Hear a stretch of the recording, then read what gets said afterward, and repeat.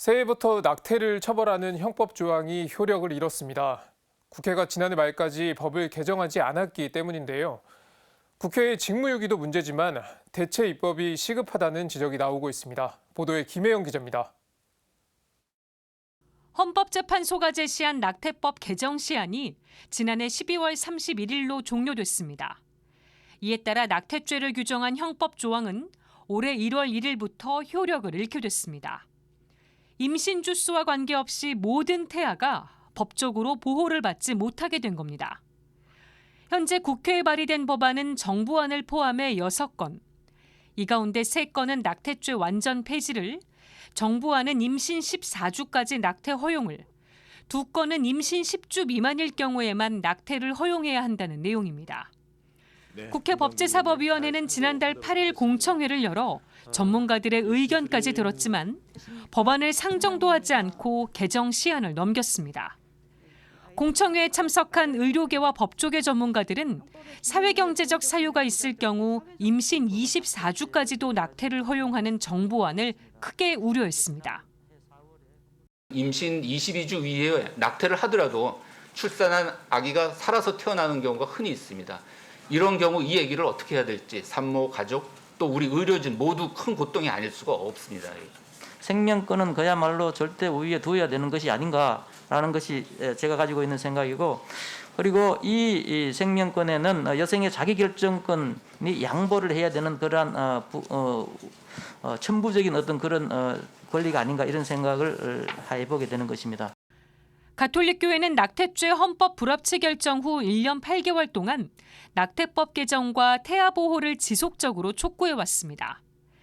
특히 서울대 교구장 염수정 추기경은 개정 시한을 사흘 앞두고 박병석 국회의장에게 낙태법 공백을 우려하는 의견서까지 보냈습니다.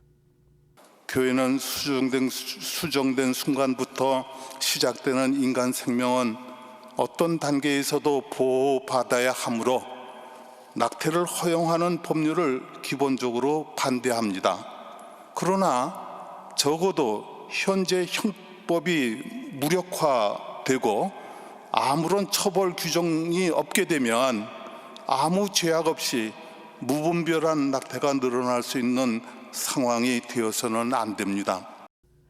서울대교구 생명위원회를 비롯해 60여 개 시민사회단체로 구성된 행동하는 프로라이프도 지난달 28일 성명을 통해 조속한 낙태법 개정을 요청했습니다.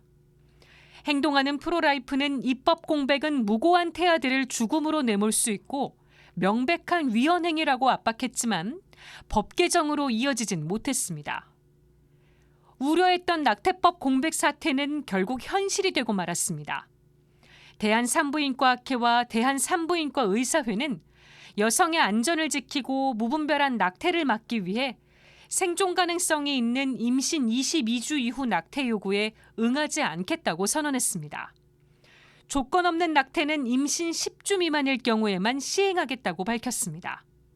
그러면서 낙태 진료에 관한 의사의 거부권은 개인의 양심과 직업윤리 등을 고려해 반드시 법적으로 보장돼야 한다고 강조했습니다.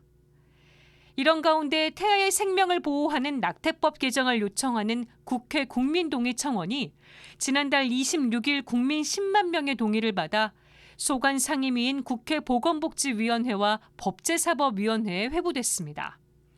한 명의 태아라도 더 살리기 위해 후속 입법이 시급한 상황인 만큼 상임위원회에서 어떤 논의가 이뤄질지 주목됩니다. CPBC 김혜영입니다.